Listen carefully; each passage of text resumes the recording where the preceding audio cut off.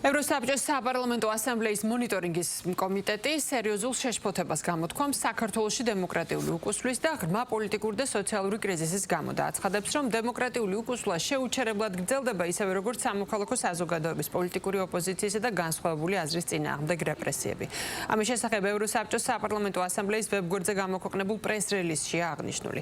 დოკუმენტი ედიტე ესტრელასა და საბინა ჩუჩიდის ანგარიშის მიხედვით შემუშავებულ რეზოლუციის პროექტს ასახავს, სადაც აღნიშნულია, რომ ასამბლეის არც ერთი გადაუდებელი რეკომენდაცია არ შესრულებულა. ასევე ნათქვამია, რომ დემოკრატიის მიმდინარე რღვევა სერიოზულ ეჭვებს აჩენს ხელისუფლების მზადყოფნის შესახებ დაიცვას საქართველოს ევროსაბჭოში წევრობისა და გაწევრიანების ვალდებულებები.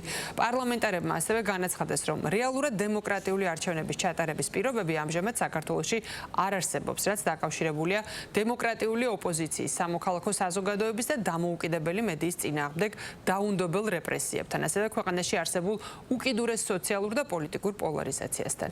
რეზოლუციის პროექტში მოთხოვნილია რეპრესიული კანონმდებლობის გაუქმება. კომიტეტმა დამატებით გამოთქვეც უხილი, რომ დემონსტრაციების დროს პოლიციის ძალადობის და ადამიანის უფლებების დარღვევების შესახებ სანდო გამოძიებები არ ჩატარებულა და განსაკუთრებით შეშფოთებულია ცნობებით, რომ აქციების დაშლისას თბილისში აკრძალული ქიმიური აგენტები გამოიყენეს. საბოლოოდ ასამბლეამ მოუწოდა საქართველოს ხელისუფლებას სრულად შეესრულოს ადამიანის უფლებათა ევროპული სასამართლოს გადაწყვეტილებები და ეუთოს მოსკოვის მექანიზმის ფარგლებში გაცემული რეკომენდაციები, რომლებიც მათი თქმით ემთხვევა ამ და წინა რეზოლუციებს საქართველოში დემოკრატიული უკუსვლის შესახებ.